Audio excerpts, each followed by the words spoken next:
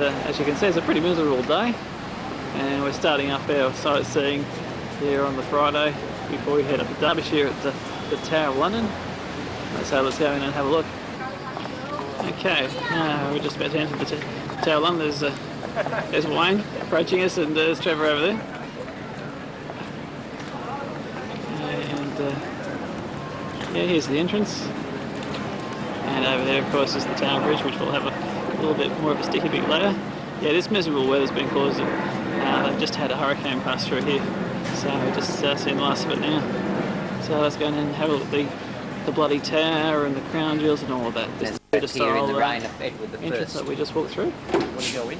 We're inside the medieval palace at the moment. Get my focus in. Window of the medieval palace. That's the moat. And across to the Tower Bridge. People were very important to be here with the king. They were his counsellors and advisors.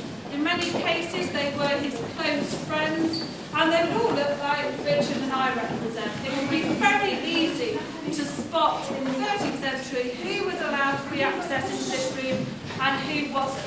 And it was easy to control as well, because whereas we have two ways you can come in and out of rooms nowadays, although you are supposed to do a one-way system, in the 13th century that was the only way into the room. So the reason King Edward's bed had been decided to put it up in that room is because it was just further away from the hustle and bustle of that doorway over there. So as people came in, you could easily see whether they should be in the room, because just like Richard and I are showing you, the nobility in the 13th century were wearing very bright, very expensive clothing. A lot of silk was being worn by the two of us, and the bright colours show we can afford this quality of fabric. So we'd be easily allowed in here. And as a knight and a countess of the period, we would expect to get in here. It would be our right by birth to come into an area that the king used.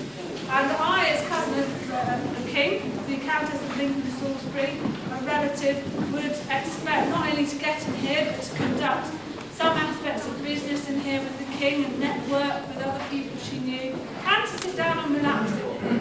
Although, seeing me, obviously female, you might expect me not to come in here. And it would be true that with all the activities that went on in this room throughout the day, it might be a more appealing choice to triple on the wall, though not in this weather, and go into the Queen's apartment, because the Queen had a similar arrangement in the Lanthorn Tower. She also had a Magna Camera and an aula where she could live, eat, sleep, and go back. Throne chair. This is basically a meeting room.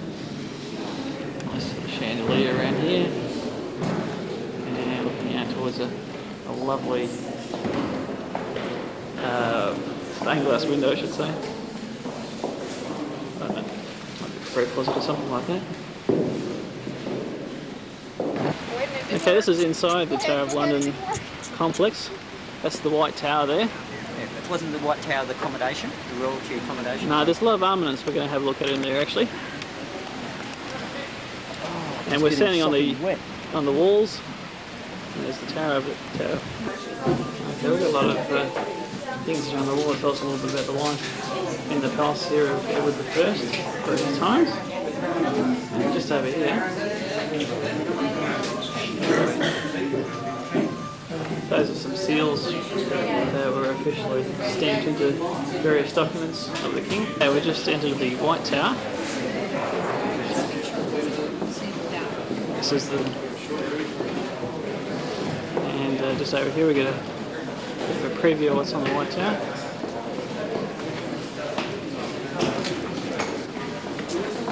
Let's go have a close. Right, we're in the Chapel of St. John on the first floor.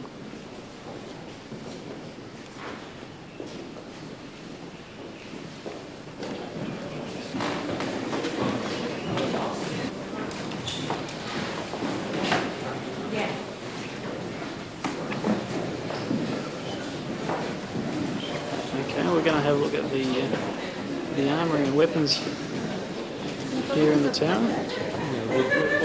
Not on shining armour. Not on shining armour, I should say. Some more armour. And this looks like a helmet for horses. So various helmets and lances over there. There's a rather exquisite painting of Henry Hastings, one of the same guy. There's another Sir William Herbert, I believe. And this is the armour of King James I, who I believe is the king who commissioned the King James Version of the Bible. It's a huge portrait of Charles, Prince of Wales.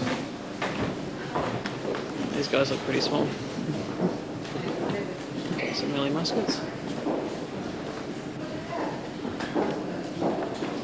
And this is a triple barrel gun. Not totally sure how they used it. This is an absolutely huge lance. And here is the armour of King Henry VIII. You can see he's quite big. And his appendage just looks pretty big there as well.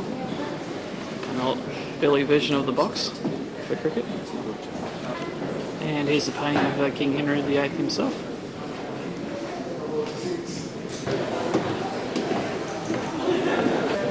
Check out all these muskets. Rifles up there.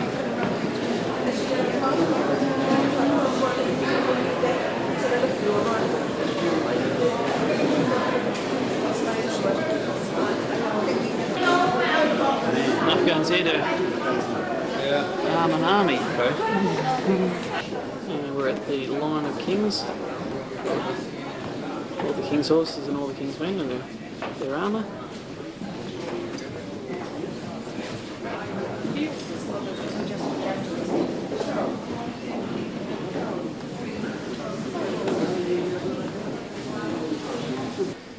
There's a few cannons and cannonballs. These cannonballs are pretty big. British line symbol here. Well, the weather's starting to clear now. I'm inside the Tower Complex. And over here is the jewel house. Okay, inside there is where the crown jewels are kept.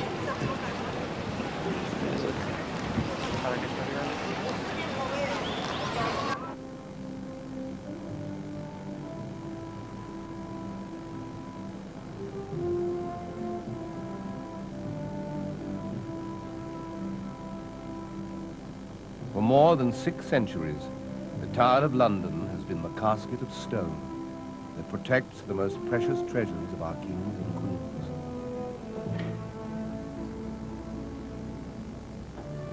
Every night, the yeoman warders and armed guards of the tower watch over these most precious objects.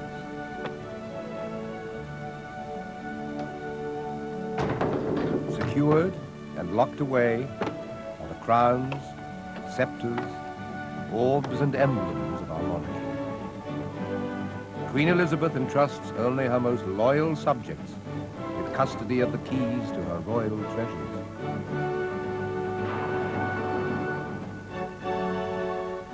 The crown jewels.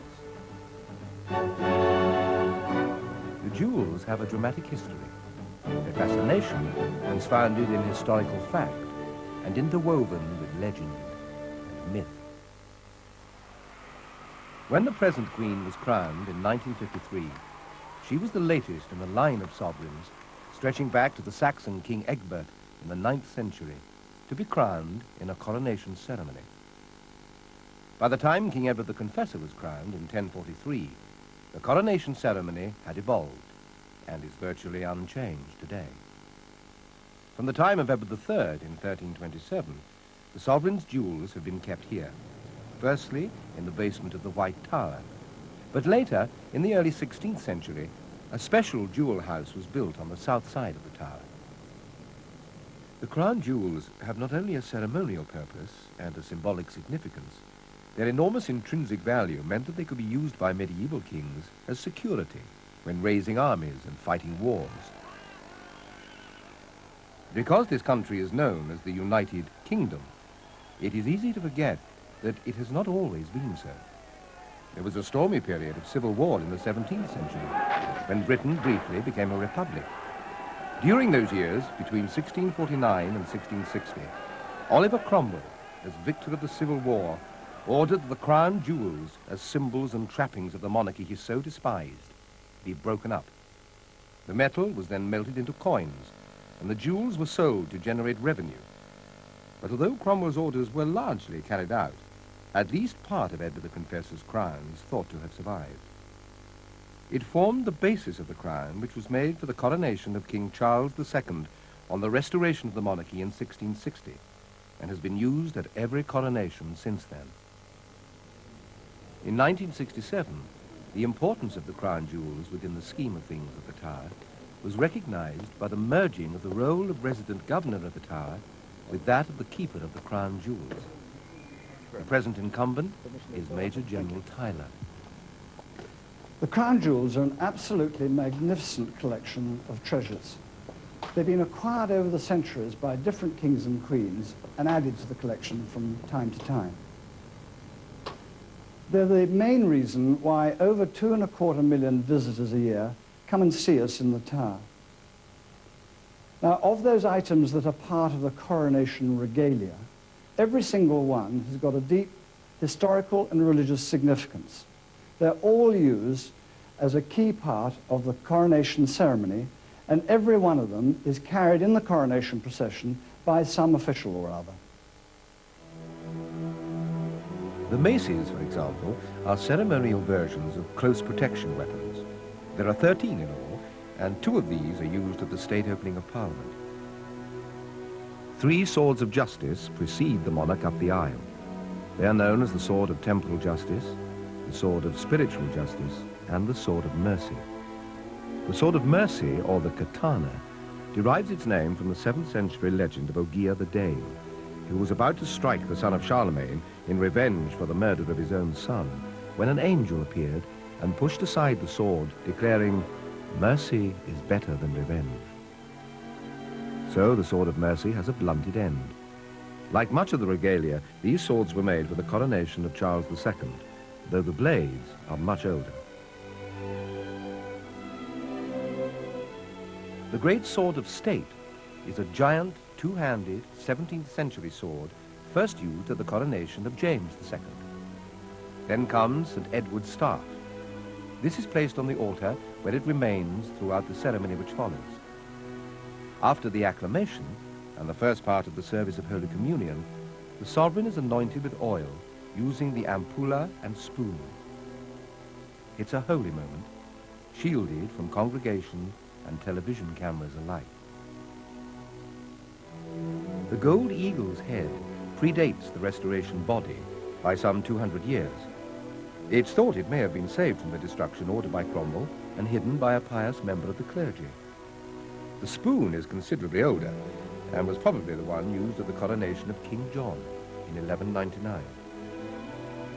The monarch is then presented with the golden spurs made for Charles II and signifying chivalry. Then the jeweled sword of state is presented. The monarch offers the sword to the altar. These armills, bracelets of sincerity and wisdom, were made for the present Queen's coronation and were a gift from amongst the Commonwealth nations of the day. So too is the stole, though the rest of the coronation robes are much older. They are based on the cloaks of the Emperor Charlemagne and are made of gold thread weighing 23 pounds, 10 kilograms. They were designed for George IV's coronation in 1821, and since that time have been worn by the majority of the monarchs. Queen Victoria was less of a slave to convention and abandoned tradition for practicality, deciding her fragile frame could not support them. There are 2 questions that we get asked more than anything else. The first is, what is their value? What is their price? Well, the short answer is that they are absolutely priceless, in the literal sense of the word. They've all been categorized and counted, but there's no way you can put a cash value on them. Apart from the fact that you couldn't resell them, the historical value and the royal connection value couldn't possibly be assessed. So that's what we say, they are priceless. And the second question is, are they the real ones, or are the real ones hidden away somewhere else and these are substitutes? Well, we wouldn't go on protecting them the way we do if they were substitutes. And if you're in any doubt whatsoever, Come and have a really close look at them for yourselves, and you won't be left in any doubt at all. Many of the other pieces of the coronation regalia date from the Restoration and were made to replace those dispersed by Cromwell. They were made not as beautiful showpieces, but as symbols of temporal and spiritual power, whose true significance can only be seen at the coronation of a sovereign. The coronation proceeds with the presentation of the crown jewels to the sovereign. The orb was another of the precious objects made for the coronation of Charles II. It's a hollow gold sphere, weighing nearly 3 pounds, 1.3 kilograms, and signifies Christian sovereignty over the earth. A second orb was created for Queen Mary, who reigned together with King William of Orange as joint sovereign. This orb was used at the 4 subsequent coronations, but since the accession of George IV, the original King Charles orb has been used. The coronation ring, sometimes known as the wedding ring of England, and dating from the coronation of William IV in 1831, is then placed on the 4th finger of the right hand. This tiny coronation ring was made for Queen Victoria, but by a misunderstanding, it was made to fit her little finger. The Archbishop insisted on forcing it onto the correct finger, and it took 2 hours and much ice to remove it. The scepter, or rod with the dove, was made for Charles II and represents the sovereign's equity, while the scepter with the cross represents temporal power. Though dating from the same period, this was rebuilt in 1910 to accommodate the largest and finest cut diamond in the world, the first star of Africa. In 1905, an unknown black diamond miner working at the Premier Mine in South Africa came across the largest diamond ever seen by man. The mine superintendent passed it on to the Transvaal government, who in turn, 2 years later, presented it to Edward VII to mark his 66th birthday. The cutting of diamonds is a skilled and precise job. The uncut Cullinan stone weighed 3,106 carats, and the king had to cut it into 9 big and 96 smaller diamonds. It has been said that the jeweler, Joseph Asher, who was entrusted with the awesome task of cleaving the diamond, fainted after the experience. The largest cut stone went into the scepter with the cross, the second into the imperial state crown, and the 7 others are now the personal property of Her Majesty the Queen. St. Edward's crown is placed on the sovereign's head at the moment of coronation. Traditionally, the crown was set with semi-precious stones hired from a jeweler for the purpose. But since the coronation of King George V, the same stones have remained in place. Its symbolic value, as the crown which has crowned 14 kings and queens, way outstrips its immense intrinsic value. The imperial state crown is the most beautiful of all the items in the coronation regalia, and probably the most valuable. It was made for Queen Victoria in 1837. Looking after this, and indeed all the crown jewels, are skilled and responsible. Perhaps intrinsically the most valuable of all the crowns in the royal regalia has been worn only once. This is the Imperial Crown of India. It contains 6,000 jewels, many of them presented by India's Maharajas. Because an Act of Parliament decreed that no crown may leave the country, a safeguard intended to stop kings from pawning their inheritance, this magnificent piece was created in 1911 for King George V to wear at the Delhi Durbar when he was crowned Emperor of India.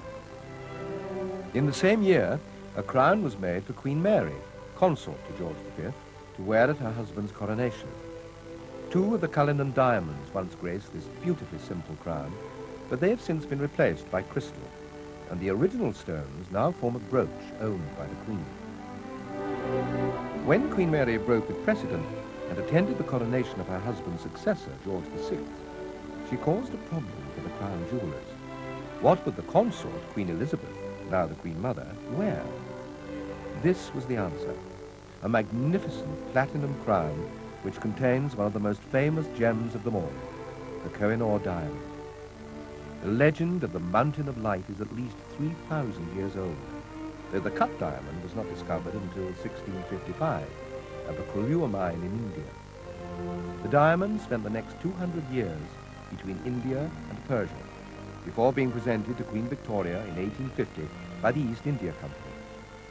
The diamond is reputed to bring bad luck to men, which is why it has never been set in a king's crown. The diminutive Queen Victoria is said to have found the imperial state crown too heavy, and the procedures for withdrawing it from the jewel house too cumbersome. And so, in 1870, this tiny crown, using the diamonds from a fringed necklace, was created for her. It weighs a mere 4 ounces, 113 grams. And most of the images of her from that time, including the stamps and coins, show her wearing it, perched on top of her bun. The crown of Mary of Modena is the consort's equivalent to the imperial state crown, though it has not been worn since George III's consort, Queen Charlotte, wore it following her husband's coronation. Like Queen Victoria's small crown, it was made with a tiny head. The crown, measuring only 5 inches, 127 millimeters in diameter, is now set with crystals, but like other crowns, diamonds were hired whenever it was worn. The diadem which goes with the crown is worn by the consort on her way to Westminster Abbey. Queen Adelaide, the childless consort to William IV, was the last to wear it. This Prince of Wales crown was made for the son of George II, Prince Frederick Louis, in 1728, not for use at the coronation, but when he took his seat in the House of Lords. The last Prince of Wales so to use the crown was the then future King Edward VII. A new Prince of Wales crown was created for Prince George, son of Edward VII. Later, George V's eldest son, Prince Edward, who abdicated in 1936 before his coronation, took the crown with him into exile in France. It was only added to the collection after his death in 1972. In order to ensure no other crowns ever leave the country, the security of the crown jewels has steadily increased ever since Colonel Blood's attempted theft. From that time, the regalia was displayed behind a stout iron grille, though, until a reputedly mad woman put her hands through this and pulled apart the arches of the crown of state, there was no glazing. Damage was reported to be in the region of 10 guineas. Considerably greater damage was narrowly avoided in 1841, and on this occasion, it was the very security itself which imperiled the collection. A fire broke out in a neighbouring storehouse. The only keys were in the possession of the Lord Chamberlain, not a resident of the Tower. There were no telephones to summon him. As Tower firemen fought the fire, a member of the city police force attacked the grille's hinges with axe and crowbar. A superintendent climbed through the narrow gap they created and passed the crown jewels to safety. A new jewel house was opened 5 months later and featured a central round showcase about which the public could circulate. But if they had sorted out the security, they had not resolved the problems of lighting and ventilation.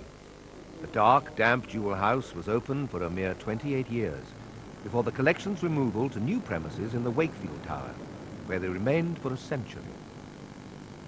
As more and more visitors came to view the crown jewels, it became necessary to move their location. A new jewel house was constructed in 1967, yet even this became too small. So, in 1994, Her Majesty the Queen opened the new jewel house to serve as a showroom and strongroom alike to accommodate even more visitors. I now have great pleasure in declaring the new jewel house open. Britain continues to use its magnificent collection of crown jewels, not only on display, but for the coronation of its monarchs and for the state opening of Parliament. Although over the centuries they've been the cause of strife, battles, loss of life, source of money, yet today millions of people feel it's worthwhile to come and look at these glittering objects and dream of their magnificence and take away these images of the crown jewels of the United Kingdom.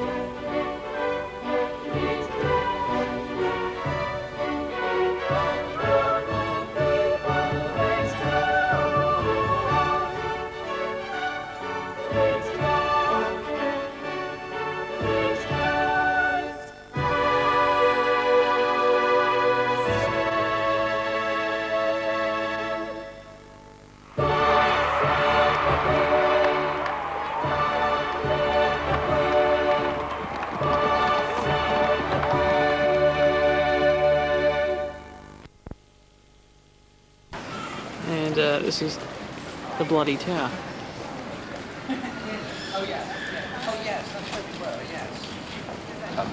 Here's Traders Gate, which is the entrance or the exit, or either to the Thames River.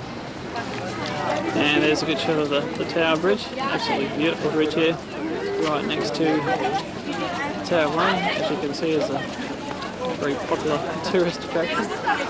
And there's that grass there is actually where the original moat was around the tower of the Monks Museum. And there's some really amazing wax sculptures in here. Hasta la vista, baby. Have a look at the realism on this guy here.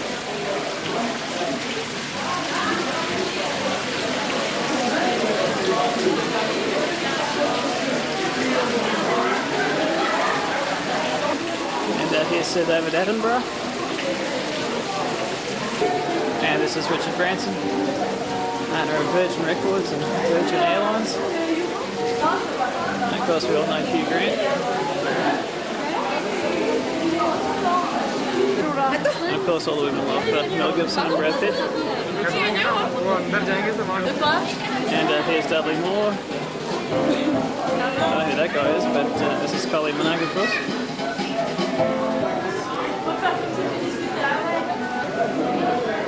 And here's Brian Lara and Viv Richards. And the Sultan of Spin himself, Shane Warne. Ian Botham. Seve Ballesteros, Spanish golf player extraordinaire. Lenny Henry. Bond, James Bond. And David Copperfield, flying of course. What you doing? Oh! Mr. T. Gerard Depardieu. Model Naomi Campbell. Look at the realism on this guy. Pretty ugly guy though, I must say. Sybil Shepherd. Dame Ender. And Barbara Carter.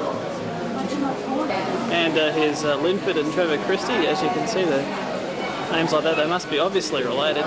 They look so much alike, don't they? Torval and Dean.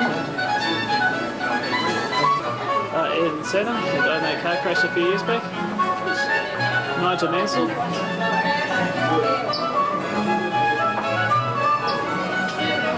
And Muhammad Ali. Who?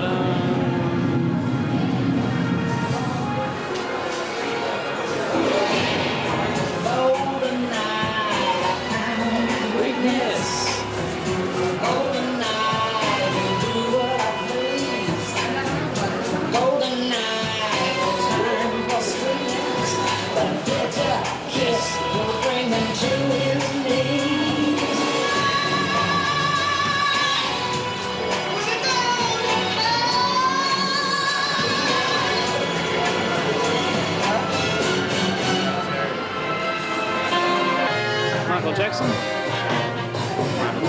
Sylvester Stallone,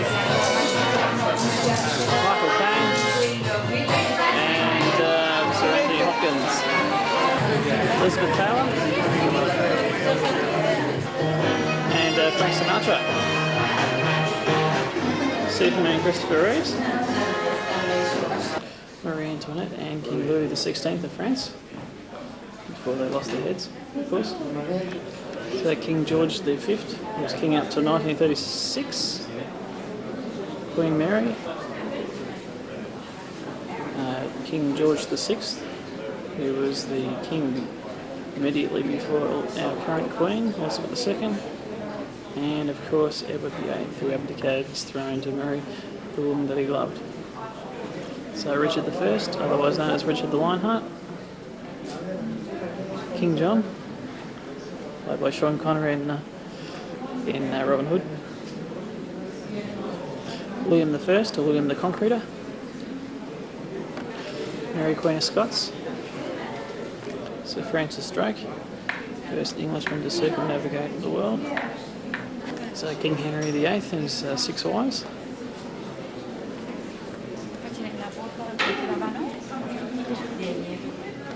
Queen Elizabeth I, Oliver Cromwell, who gave the Republic a bad name in England, and that's why the Poms love their monarchy, and Charles I, who was, I think, deposed by Oliver Cromwell as leader over England, and he's the Dalai Lama of Tibet, and also author of the new book. I usually shun technology, but these new DVD players really kick butt. There's Queen Victoria, who reigned from 1837 to 1901, Lord Mountbatten, and Lord Nelson, who defeated Napoleon Bonaparte, I believe. And there's Tony Blair, current Prime Minister of Britain, and a few of his predecessors.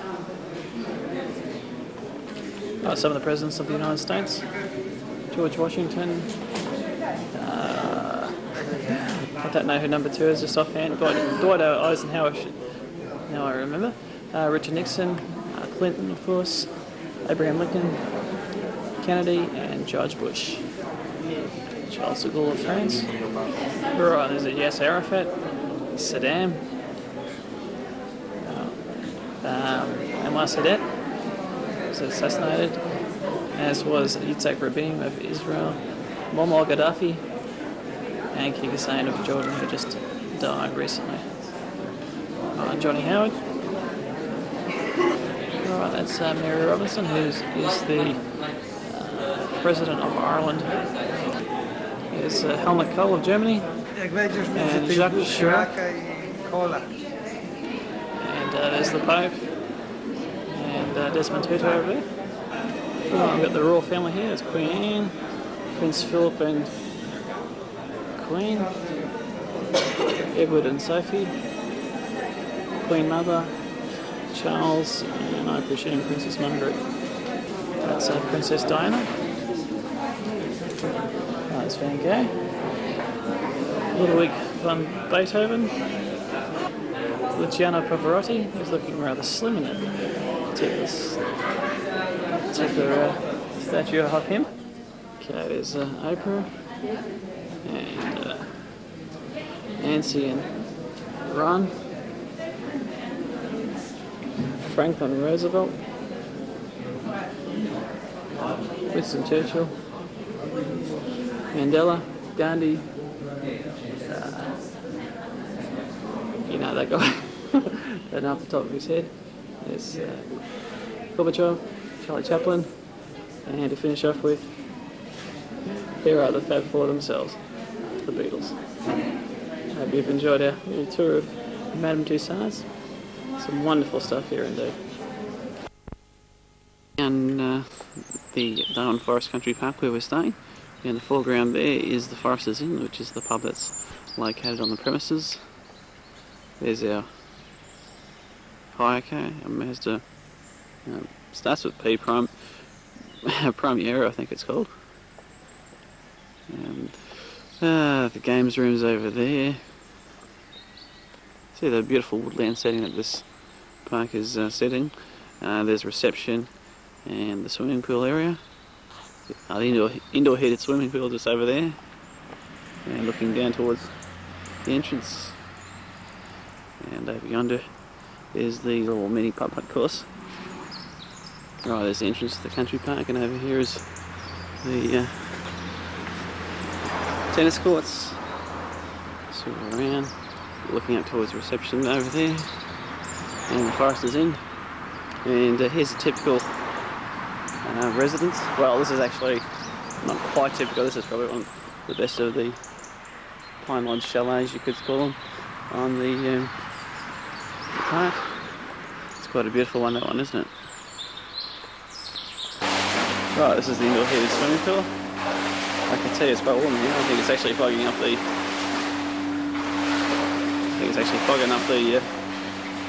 The lens. Oh, having a look at the forest inn. You can see a couple of the TARDIS telephone boxes over there. And, so, quick peek inside. It's just not open at the moment. But, it's a fitting. And our Pine Lodge cabin there. See there's a little creek just down there. And let's go in and have a look. That's Wayne. Munching on his breakfast. This is a huge kitchen and living quarters. You can see it's breakfast time. And nice fake fireplace over here. Very fake indeed. Looks good at night. And this is Wayne and Trevor's room. And here's my room. Notice the bed made up compared to my. Shut up, you. I just put it. This is the village that we're staying at, Caravan Park. We're just going to show you a little bit of the scenery on the way to church.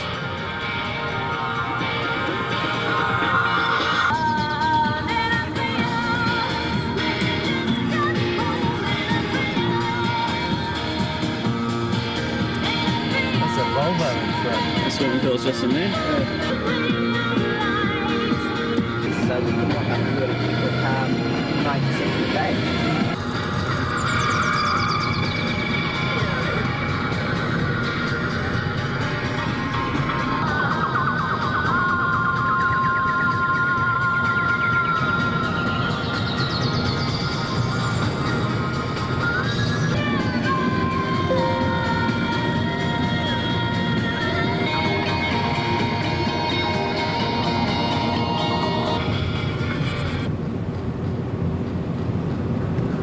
One beep for on, two beeps for off.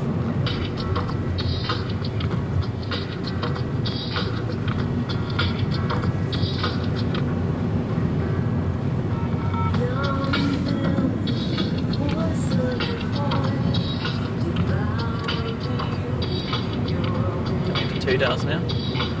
Village. I love these narrow roads. Village.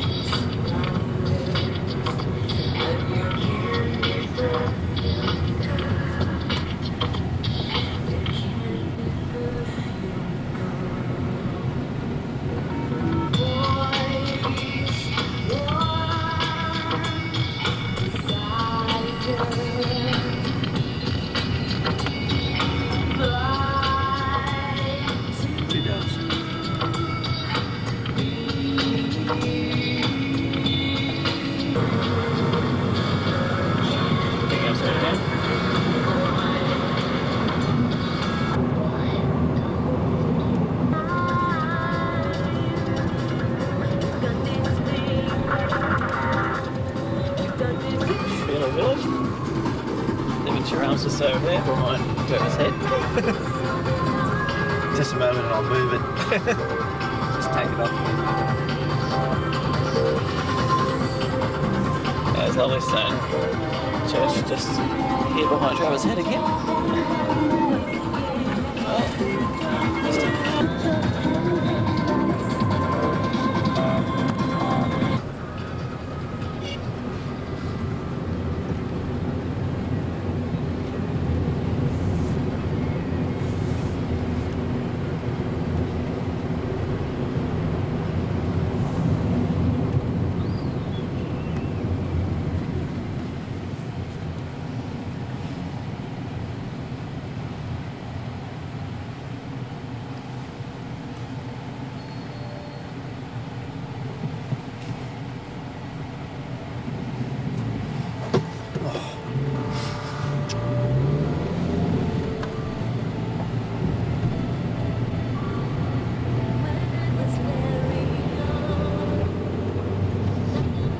We're just about onto the Chatsworth House estate, aren't we? Yep. No, up at the Oh, okay, where the car park is, yeah. things like that. Probably we are when you come across the bridge. So the river's just down there. Straight stuff. Right, no, we're definitely on the estate now of Chatsworth House. Which is coming up pretty shortly. Beautiful, lovely grass.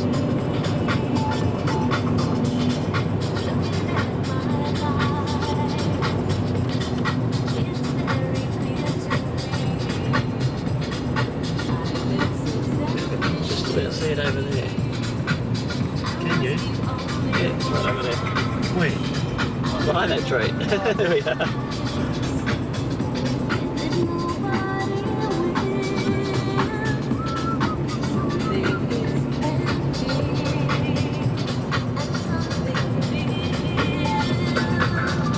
Lots of sheep on the hills.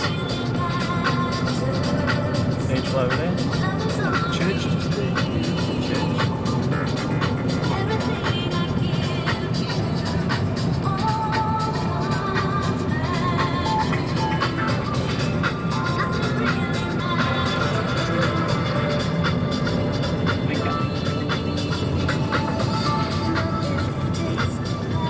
Hooray, they're going straight ahead. Not supposed to cross over there, but anyway. Oh, really? I've got solid line on them. Well, how do you get in there? I don't know. Exactly. Their laws are different.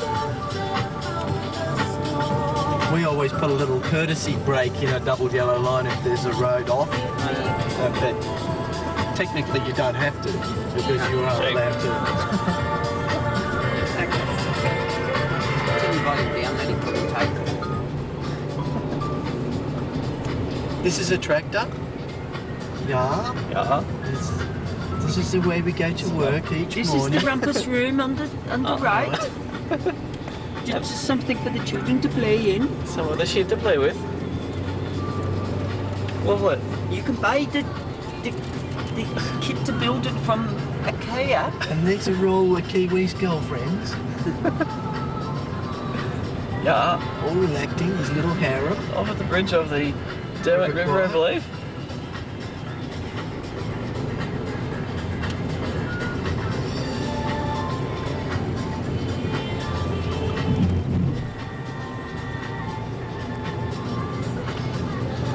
The England's turned on another spectacularly overcast day.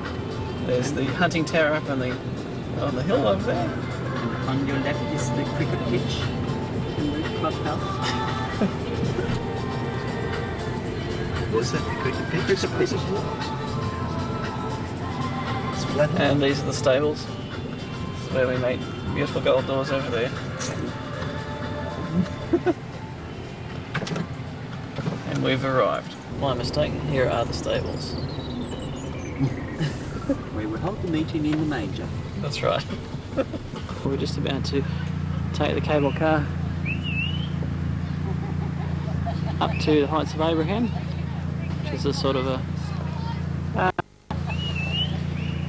not sure exactly how you would describe it. There's a lot of exhibits and displays and cabins and all sorts of things up there. So let's catch the cable car and... Take it. I can't take Let's this. go. There's too much water on that. It's a shame we can't pull these back. It's a lovely view down there. Take one down there. Try not to get the water spots. There's the Hassle. That's more than all those you can get. some nice cliffs over there. Looking back towards Matlock.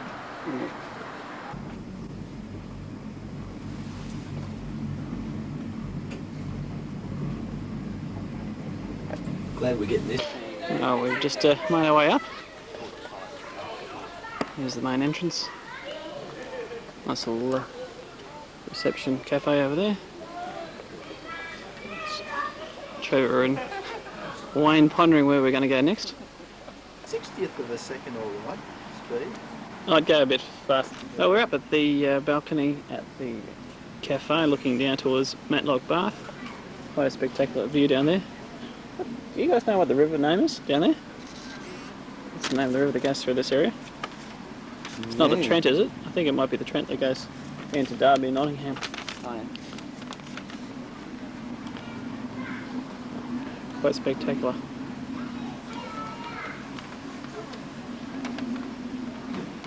If I up to Prospect Tower, which is just up there, to have a look at the gorgeous view. It's a very steep spiral staircase that goes up to the top there. And a fantastic view of the valley all around. And the view is certainly worth the very steep spiral staircase climb to get up here. We're looking north, I think it's due north, towards the township of Matlock. Some lovely cliffs over there. Keep spinning me around. Because Oops, yeah. because Bath being near, it's popular. There's the Star Bath and that people.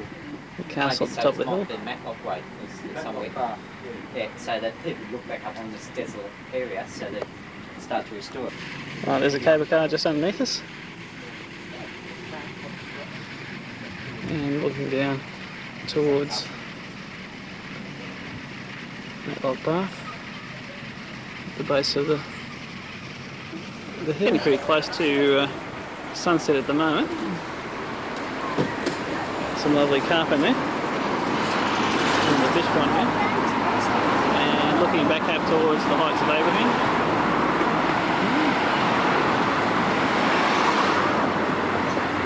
And the cable car's just up. Oh, there's the tower. And the cable car runs down yonder.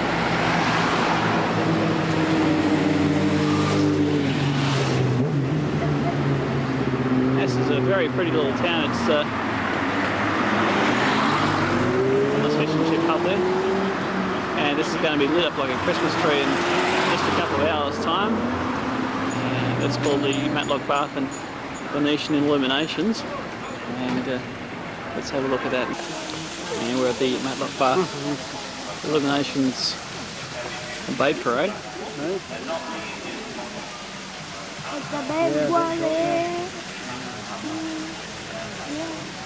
This place is lit up like a Christmas tree at the moment. This little town is beautiful.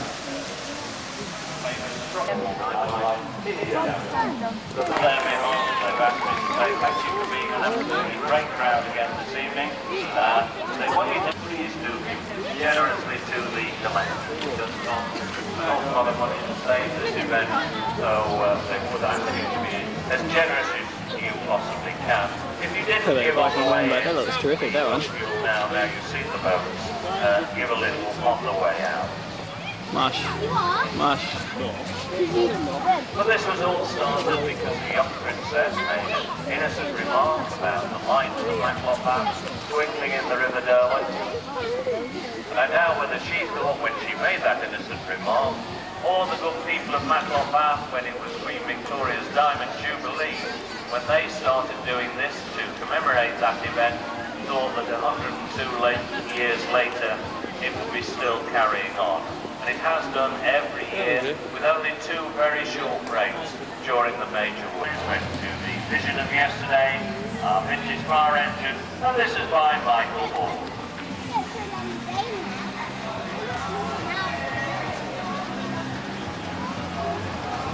And the third prize went to the Roman Galley, the first millennium by Paul Henshaw. Winning the 4th prize, we had Noddy and Big Ears, and of course this year is Noddy's 50th birthday.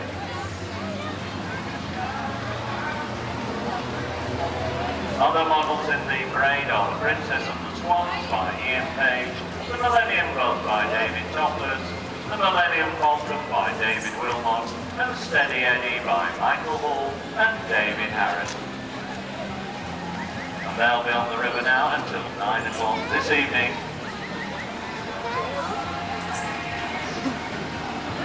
Also on the river we have the wedding cake, which is illuminated by small nightlights in jam jars to show you how the parade used to be illuminated. originated 102 years ago. Huh?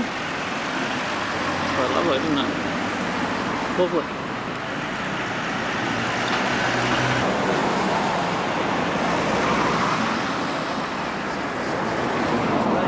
And we're along the Derwent River here at Matlock Bath. Have a look at some of the lovely illuminations over here. Look at the frog jumping across. Looks pretty clever, doesn't it? Right, we're now looking down the main street of Conroy, Castle Street, and down towards the Civic Centre with the hall is and the far wall of the city. Right, there's Castle, and we're now going to go for a walk all the way around the city wall of Conroy. Right, there's a bit of a look-see about the town walls. That's what it looked like in olden days. Right, that's looking down towards the castle and the bridge across to the other side of the Conway River, and there's the other towers of the western half of the city wall. Yeah, it's quite nice up here. Pity the weather wasn't better, but that's Wales and England for you. There's Wayne taking a photo. Up towards the southwestern section of the tower of the city wall. Alright, just looking back towards the castle, and we're looking south down towards the Conway River Valley. The main street, Castle Street, just goes down there on the eastern side of the city walls. And, yeah, there's the western, I should say the northern wall. Right, we're looking north now towards the Irish Sea. It's getting close to sunset now at the moment. And this is the northern wall. And the grass area you can see there is where the old moat used to be. Yeah, the north-east section of the city wall. Looking back towards Castle. And just down here is Castle Street. Yep, there's the main drag. Yeah, thoroughly delightful experience. I think all cities should have a wall around. It's terrific for tourists and just getting a view of the city. I don't know if the guys are still coming. And looking back towards the northwest. Right, and just outside the eastern wall of the city, there is one of Conway's tourist attractions. It's just coming into focus now. It's called the smallest house in Britain, right there.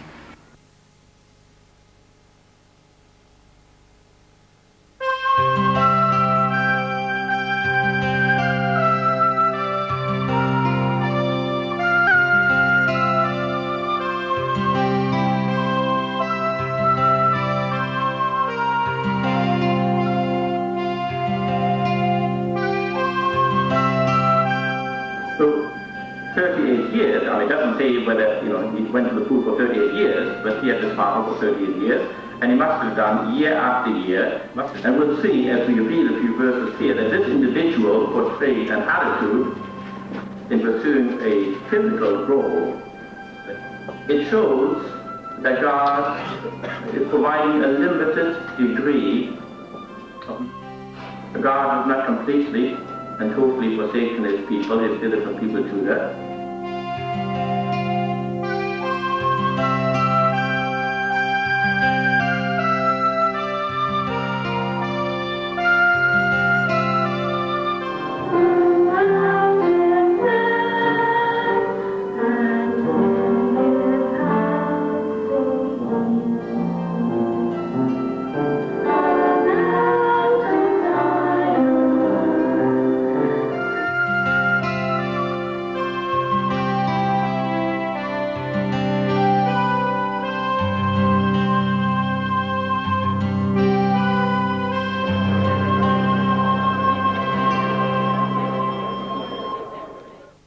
Walk through the spectacular Conway Valley here along this beautiful Conway River that just north of, or actually south of Betsy Cowie.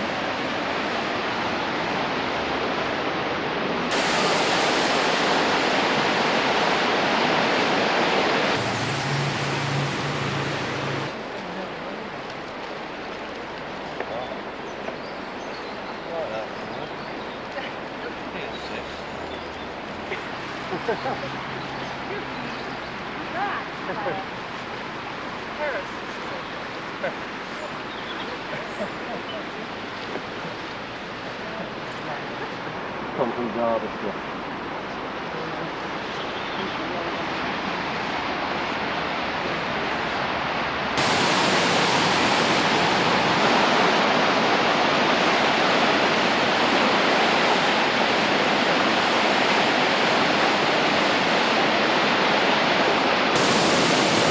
Right, the view here from this particular bridge is quite spectacular. And if we go around here, gorgeous falls. I think this is Swallow Falls. Absolutely magnificent.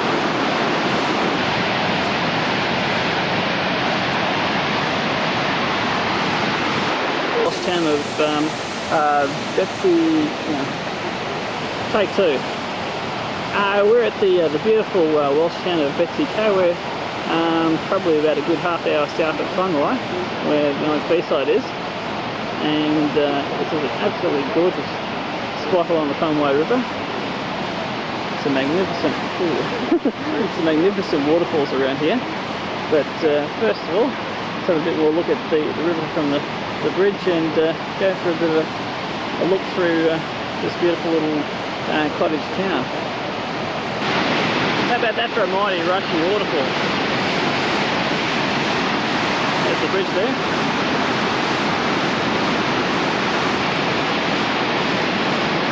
Oh, this is the view from the bridge here at Betsy Cowie.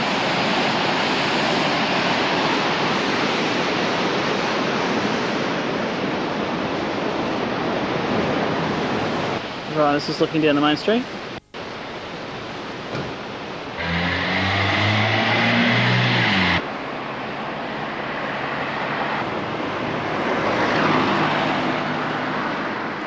And spinning around to the Royal Oak Hotel. Close at 6. What a picture. Wow. Fantastic. What is this? I don't know.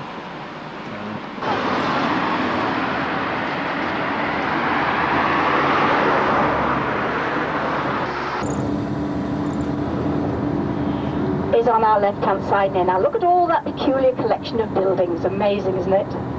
The story goes that when the architect came with his pattern book, the 6th Duke was rather busy, and so he said, oh, we'll have one of each. The church is Victorian. There's an interesting grave there I'll tell you about in a moment when you've admired these two unusual buildings on either side of the road. And to the right, there's what is now the estate office and the Cavendish Hall. It's really a social area for the staff who work at Chatsworth.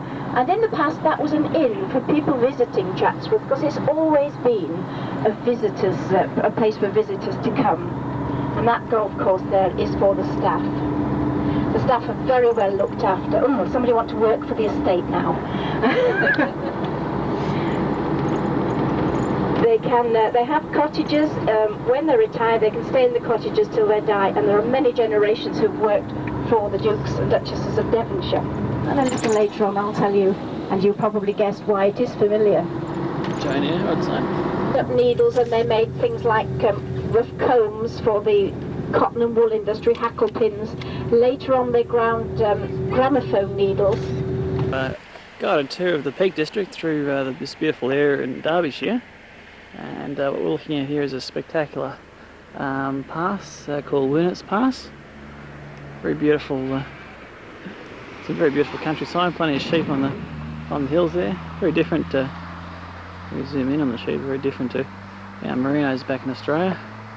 These are sort of white with sort of black head. You can hear they're bleating.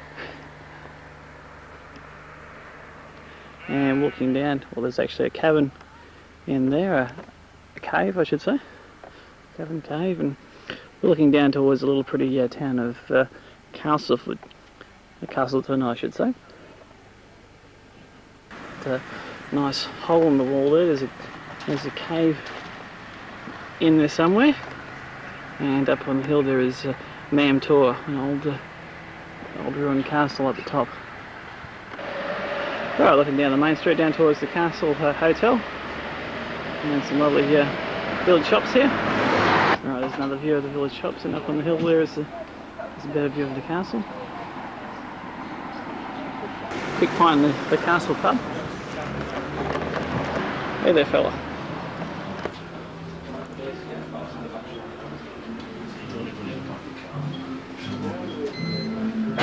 It's nice and cosy. You wanted to face better? They're on the riverside, are quite attractive and quite expensive, but it's rather a nice place to stroll, isn't it, if you've been down here? Masses of ducks and geese. And as we go through the centre here, on the left-hand side there will be the old market hall, which is now the Tourist Information Centre. And ahead of us, the Rutland Arms Hotel, which is where nearly 200 years ago a cook made a mistake, given instructions to mix an egg mixture into pastry. She bunged it on the top of the jam, and so invented the Bakewell pudding, which has nothing to do with the Bakewell tart. Totally different thing. As we turn the corner here to the left, if you glance up to the right, you'll see the old town hall, the 300 years old. Oh, I love it when there's traffic lights, I can tell you some more. Right, we're now at Stratford-upon-Avon, and we're just looking at some of the canal boats here that go along the Avon River. And I presume this river will hook up with the Thames, which will probably take you all the way into London. Alright, so there's the Avon River, or canal I should say, and we're just panning around to, just about to go into the heart of the town of Stratford-upon-Avon. Well, in the heart of Stratford town itself, you see a very heavily Tudor influence here. It's a bit of a five-ways here, more Tudor style places. That's there. What are we trying to hit? Right, we're now on Henley Street here in Stratford, and just panning around here is Shakespeare's birthplace, and we're just about to go in and have a bit of a look. Alright, there's another pan of here in Stratford. Beautiful pub, this one, the White Swan Hotel. Church that we were just in before there. We're in the great garden of the new place. Maybe in this grass area Back might have been where the foundations were. Basically. Yeah, it's quite lovely, isn't it? Alright, looking at the Thistle Hotel, we're just about to have a wander down at the river. Right, we're looking at the River Avon. I assume where Avon ladies get their name. Have a look at the river. Now, that'd be a great way to travel through England on a canal boat. Oops, the ducks behind them. And just here on the river is the Royal Shakespeare Theatre. There's little bars and restaurants attached to it as well. Right, we're right on the waterfront of River Avon. They're around towards the spire over there, and the Royal Shakespeare Theatre just in behind the trees. So it comes off the Avon River. See these locks here? We would normally come in from over there, come in, close the gates here, then open these to get it into the Avon River. There's some lovely flowers here along the banks of the canal. Nice little garden, this one. Right, this is one of a few William Shakespeare monuments around here.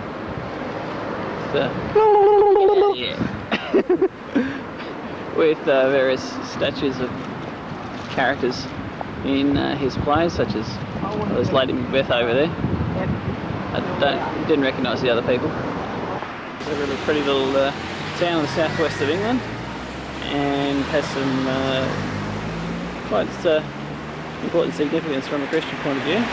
So we're just going to have a bit of a tour of the Glastonbury Abbey, which is just over behind us there. Right, we're in Glastonbury Abbey now. Well, the visitor centre that's attached to it. And there's a story there. Is that Joseph of Arimathea was the Virgin Mary's uncle, Christ's uncle, I should say. And he was Christ's uncle. They got that mistaken that he was a trader who travelled to Britain to buy tin from Cornwall and led from Somerset. And on one or more of these voyages he brought the young Jesus with him.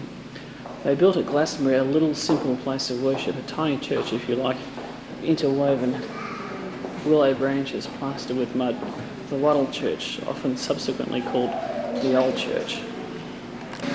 Now Glastonbury is also famous for being an integral part of the King Arthur legends. Now in the photo there you see a picture of Glastonbury Tor, which is behind us. Now in ancient times, probably around the Dark Ages, around 500 AD, there was used to be around the Tor, around that mountain used to be an island, well not an island, an inland sea, and the Tor on the island represented the island of Avalon. It says up there, there was within the realm of King Arthur a certain royal island known locally from ancient times as Glastonbury, or Avon, or Avalon I should say. It spread wide with numerous inlets surrounded by lakes full of fish and rivers suitable for human use, and what is more important, endowed by God with sacred gifts.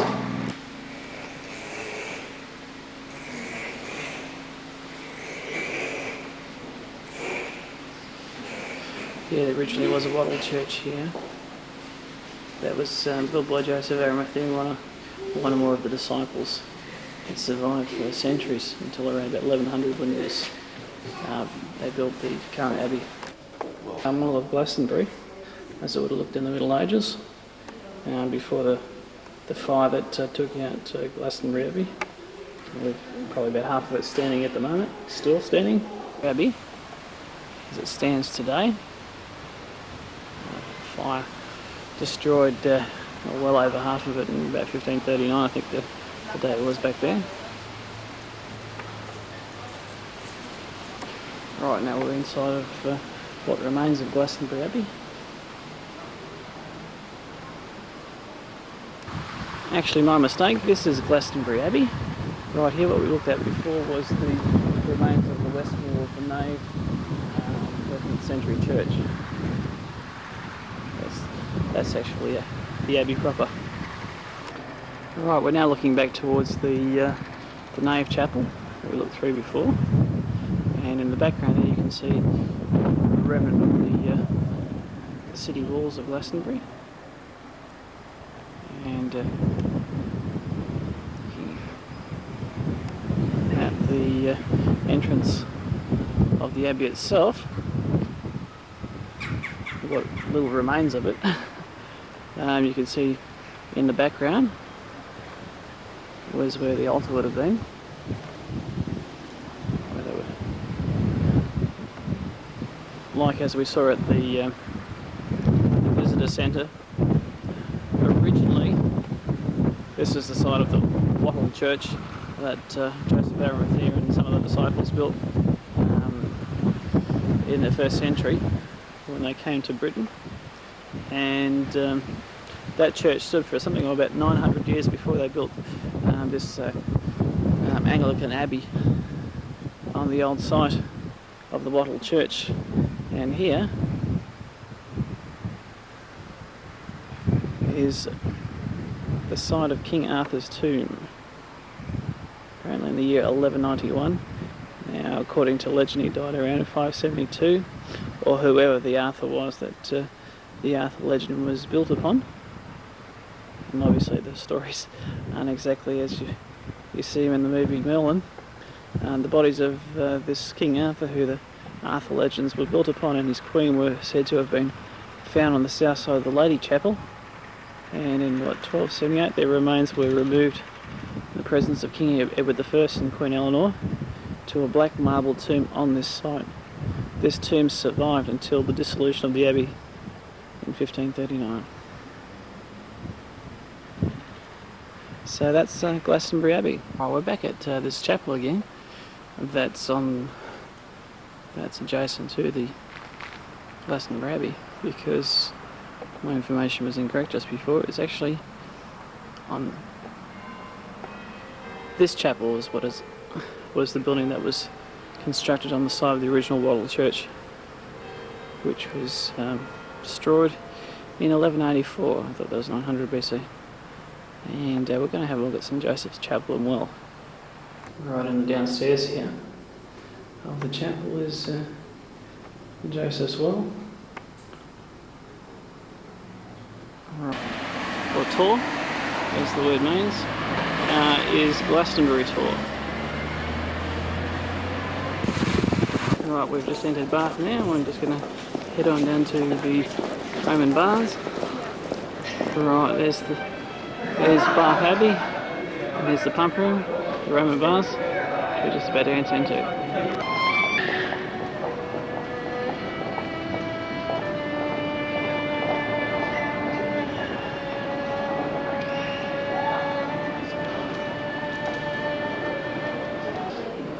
Right, we're moving into the Roman Baths now. There's a plan of what Bath used to look like at the time the Romans occupied the city. And you can see the city walls on that map, and where the baths and I presume the abbey was. Right, this is a model of how the Roman baths would look like at the time of Rome. The spring would look like in prehistoric times. Right, there's a few Roman artefacts that were found around this particular site. Some various Roman headstones. Right, this model here shows what was the remnant of the Roman bath at the time it was excavated around sometime in the 1880s and 90s. Sacred spring. You can see the steam coming off. It's actually quite warm here.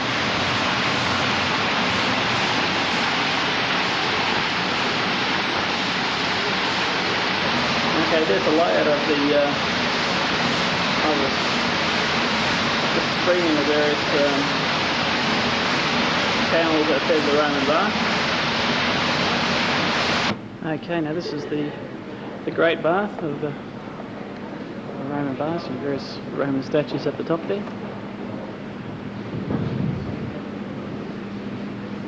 Lovely sort of green tinge to it, this mineral water that flows from that spring we saw before. Now this is the Great Circular Bath.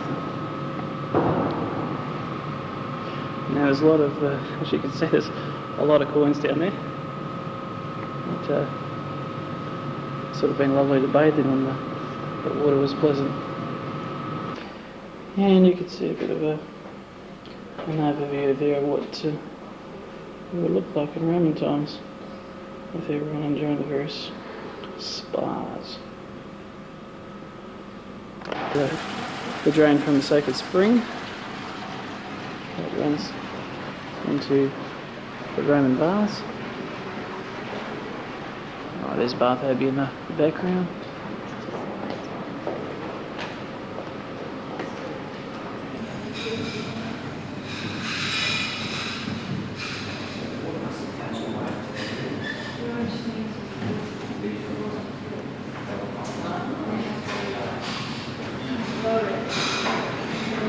Gives you a bit of an idea of how these springs form. And this is a medieval map of what the city of Bath looked like. You can see the walls around the city and the abbey, and right in the middle here would have been where the baths are. Right next to the abbey of the bars that it's fed by the Sacred Spring. You can almost see the head coming off there. Right, this is the Stall Street baths. So basically from that sacred spring we saw before, where spring for this sort of hot mineral water that was lovely to bathe in at the time, the Romans constructed these concrete baths and just drained the water from the spring to fill these baths. So that's the Roman baths for you. And now it's time to move on to Bath Abbey and have a look at the Pulteney Bridge. Pulteney Bridge, as you can see, we've had a lot of rain of late, and so it's just absolutely pouring down this artificial things that are circular rings that they've constructed in the river itself. And if we pan around, beautiful sunset view over the outer suburbs of Bath. You can see the football or soccer club in the foreground. We're swinging around here. And there's Bath Abbey.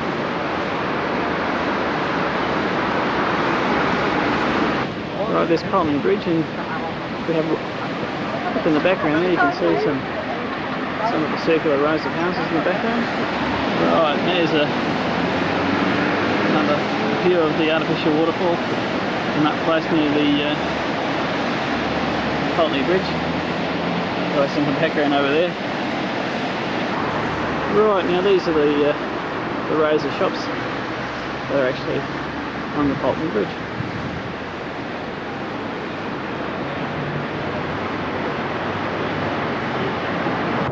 Right, we've had a pretty full day touring the southwest, so we've arrived at Stonehenge a little bit late. It's just after sunset, and that's the best view that I can give you at the moment of Stonehenge house. And about to go in for our tour of this lovely home. And some beautiful paintings around here. Huge paintings. There's one over there. We've got one directly above us. Very hard to get them all into the one shot. I don't know. That's Donna from San Diego, and there's a nice grandfather clock over here too. Alright, well, that fellow there is the present owner of this place, the Duke of Devonshire, even though this house is actually in Derbyshire. Devonshire is down towards the southwest where we were yesterday, and today, where we are, Derbyshire is in the middle of England. Huge. Look at the size of these paintings. Check out the one on the top. I have no idea what that's supposed to be representative of. That one there is supposed to be the death of Julius Caesar. And supposedly that's the rival of Caesar into the gods, and that one with the star above his head is Caesar. Okay. Over 300 years old. Times of Julius Caesar. That character there is more of a Jewish costume there.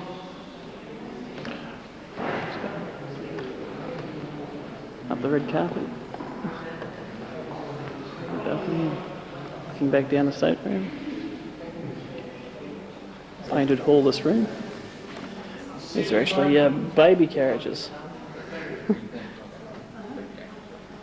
Early versions of the pram, I presume. Alright, we're just about to go out to the staircase here. It's amazing how in these paintings you look at this painting on the top there. Wow. 1652 to 1731, I believe it says. Look at these throne chairs. Beautiful, aren't they? This is the Aquinas Constable dressing room. That beautiful bed. That is the Crystal Palace at Hyde Park. Look at the perspective on it. It's absolutely huge. That was built to, I believe, commemorate the Diamond Jubilee of Queen Victoria and showcase all the wealth and treasures of the British Empire at the time.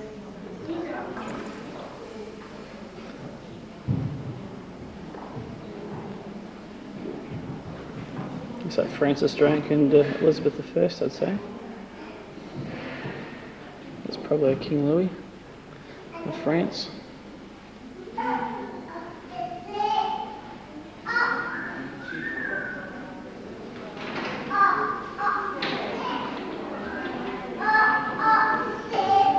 Very nice. A little bit later. It's a lovely view from this room. Some sort of, I don't know, reading table maybe. Beautiful big bed. Look at this beautiful dress.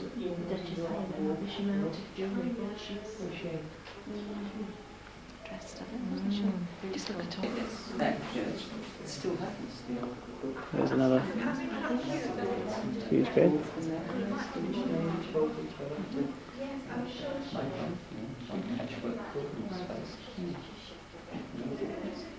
This is a beautiful portrait of, it says down there, Napoleon on Elba, which is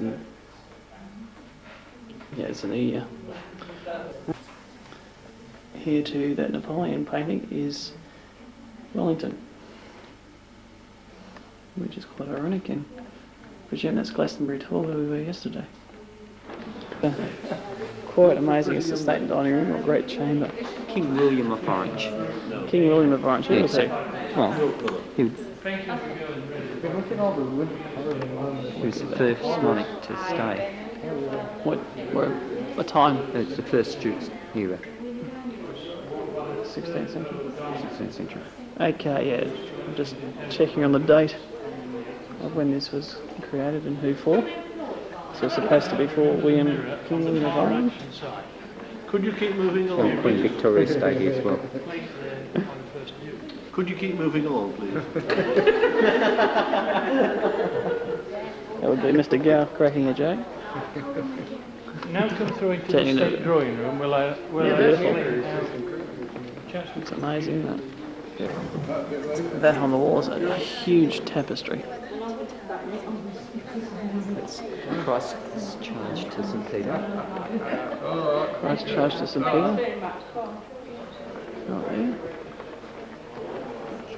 This is the State Music Room. Check out this table. It's absolutely glorious. It's my real violin. It's actually a painting. And see that door there? There. Looks like another door behind it. Well, I think it is a door. The knob is real, but the violin is actually a painting, would you believe? It's amazing. Look at this beautiful painting. It's been told a procession in Venice. Do the shadow too. So this is where people would come to be entertained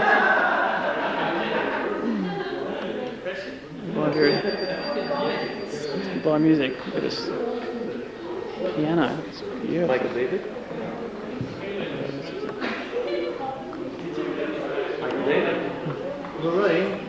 Lorraine, Isn't it? could you play this such music on Wow. I assume this is for guests who have come along here to sleep. And beautiful paintings. Fantastic artwork. Look at this. It's a gold-plated. It's beautiful. Items painted with gold.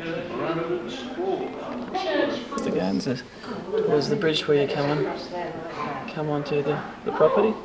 Look at all the sheep being headed across. Oh yes, look, they're going across the bridge. Yeah. Look, the whole flock. You have to try and avoid the sheep when you're driving. I can't see anyone behind me. Here Yet. each Oh, day. there's a dog, look. Beautiful. See the dog? Guards. Yeah. Sheepdog just on the top bridge. Our old ram got away Lovely river, yesterday. isn't it? That's the River Derwent. Pardon? The River Derwent. Oh, sorry. Lady from the garden. Actually, that's supposed to be Jacob's dream of the staircase going to heaven. That's supposed to be Samson and Delilah, which will leave.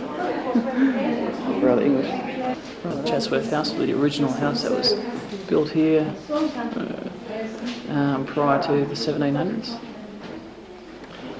Oh, that's a picture of Chatsworth House. Painting that dates back to around about 1700 something. 1770 I think it is. You can see the fountain there. The wine front. It's a beautiful spot. Painting of Chatsworth House, it dates to 1740. Looking pretty much as it does now. See the fountain over there. Up there would have been where the cascading waterfall comes from. And you can see the hunting tower up on the hill behind us. There's something like about 17,000 books in this library. 17,000. Yes. And we can see Henry VIII in the background there. Alright, we're an extension of the library now. Hey Steve.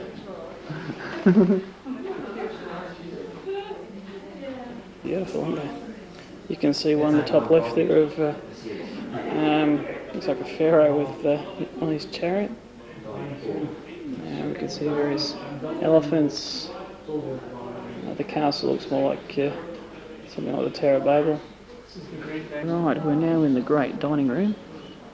This place is huge. A beautiful chandelier. Lovely table. More pictures and paintings. That's the view up to the garden, to the cascading waterfall. Walking.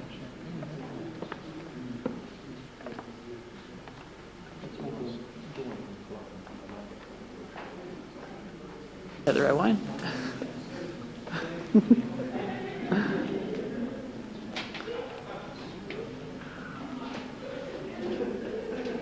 Now look at this one, this is beautiful, this one. Guy lying down, his dog. Wow, look at the size of that lion, it's fantastic.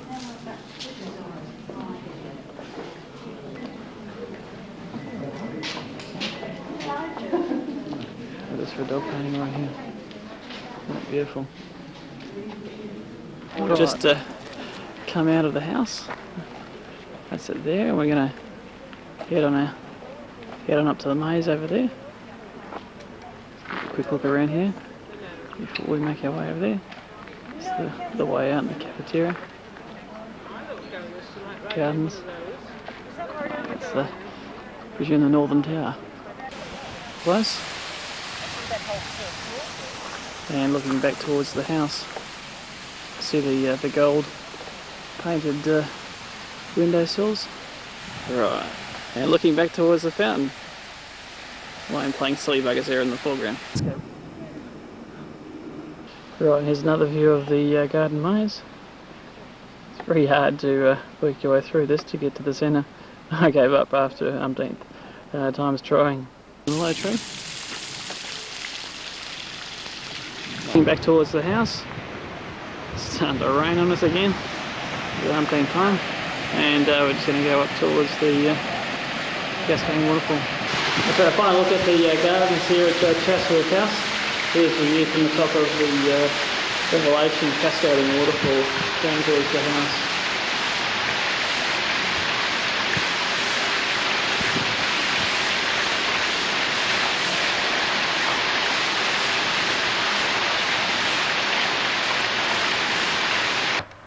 Right, we're outside the Devonshire Arms at the moment. This is a beautiful pub, very close to Chatsworth House. This is where we've held a couple of functions here at the feast, and just going to give a bit of a squiz of what it feels like in an English pub, and give a bit of a look at some of the people who are here at the feast. So let's go on in.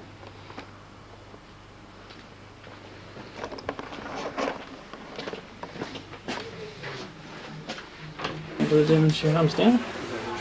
And it's the bar. Very casual atmosphere, isn't it? Beautiful.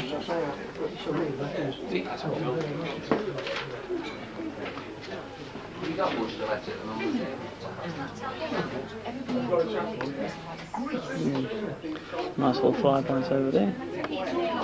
Some little meals.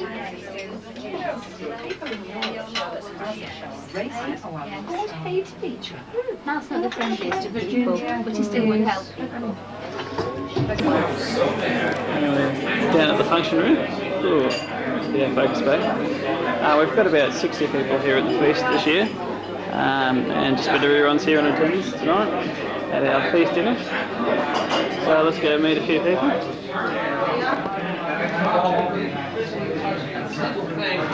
It's Trevor and Wayne, of course, and John and Donna from Georgia.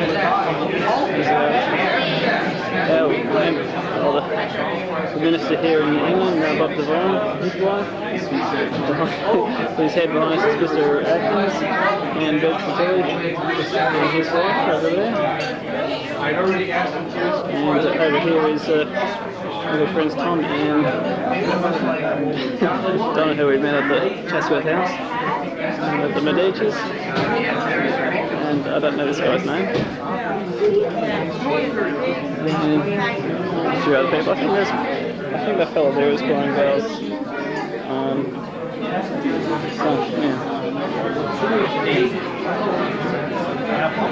We have a lot of American visitors here at the feast. Steve at the end there is American. I'm not sure exactly where he's from. And a few other people haven't quite got around to meeting us yet. So Chris Harris on the end of it. A few others over there. Yeah, beautiful environment, this one here. Lovely indeed. Yeah, that's the, so this is the Devonshire Arms, beautiful place. The state now, looking down towards Chatsworth House, here along the River Derwent. Cars open too down there. Yep, I know. And yeah, it's a beautiful view, and all sorts of sheep graze over here, and as well, there's a whole herd of deer over there.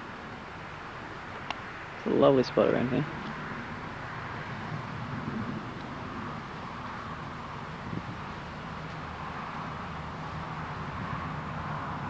Right, Chatsworth House is down there, and where the hall is actually in the stables complex. There's this rectangular building. You can see the clock face up there, and the hall's just in there. It's going to have a close look. Right, this is right when the stables complex. Jean-Pierre's bar and coffee shop over there, and there's the hall. Over here's the restaurant and gift shop. We're up at the top of the hill here where Hunting Tower is, and we're just looking down towards Chatsworth House. You can see the River Derwent that flows around. It's about right on, get pretty close to sunset at the moment, but this will give you a good idea of just how lush and green it is around here. And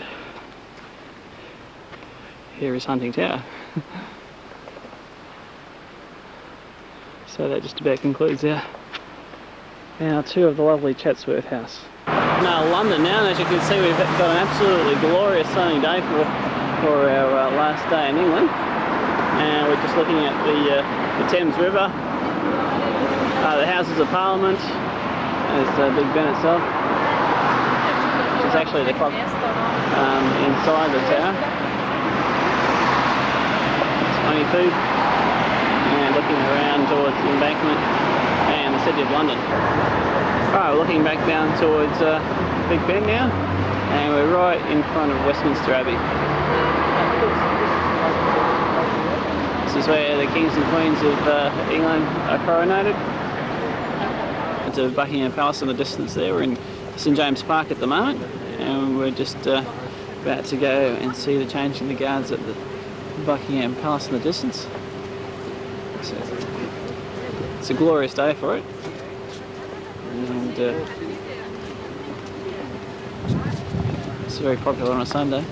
Lots of tourists around. The whole of London just crawling with tourists. So let's go down to the pub. Actually the guys now. Should see some action pretty soon.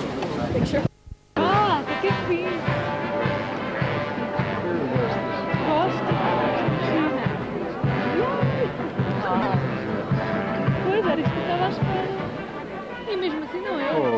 Falta vermelho.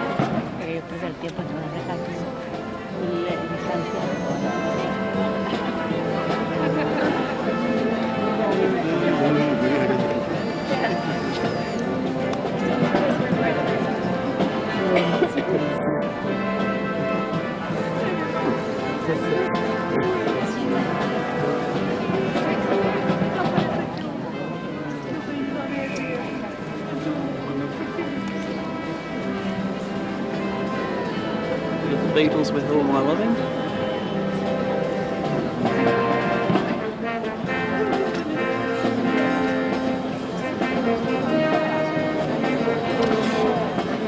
Hard Day's Night.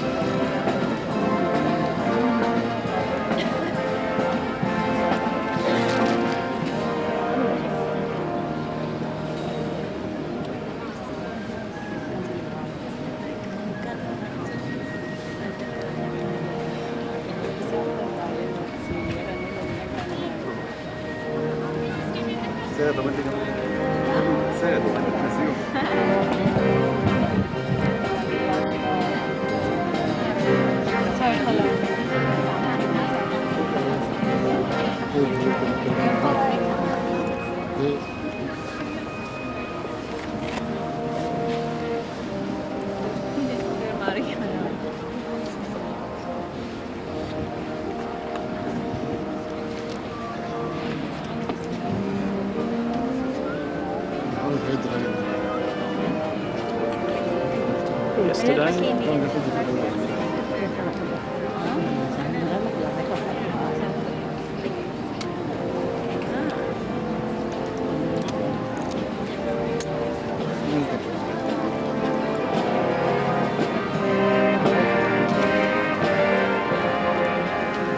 Mine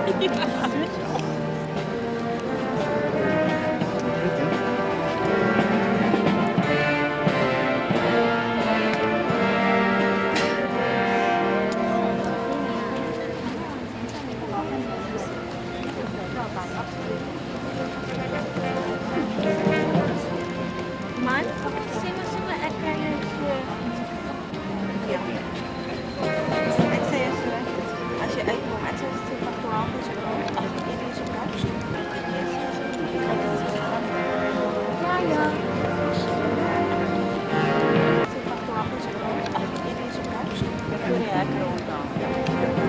Voor je groot.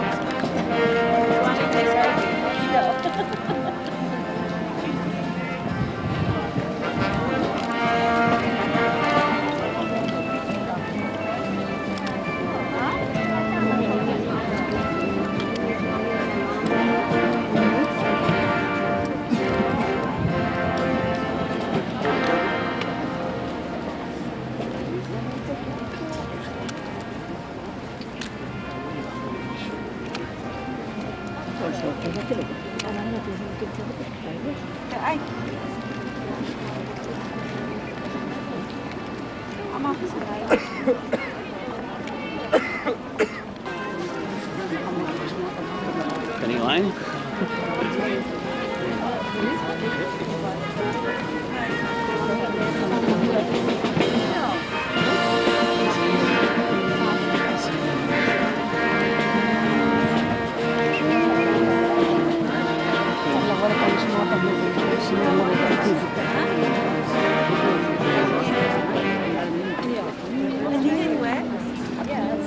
And you're listening to the Beatles medley here at Buckingham Palace.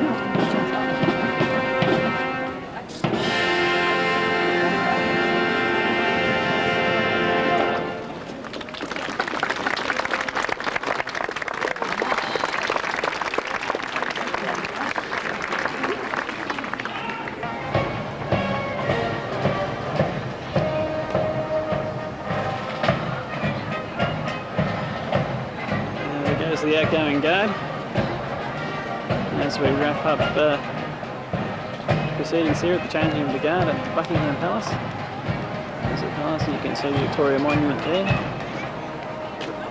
Queen Victoria at the front of the monument, looking around to the Hyde Park gates.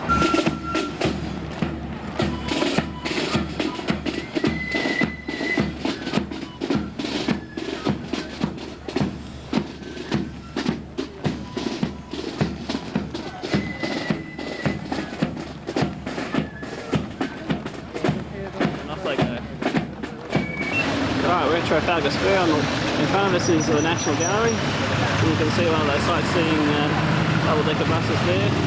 Not sure what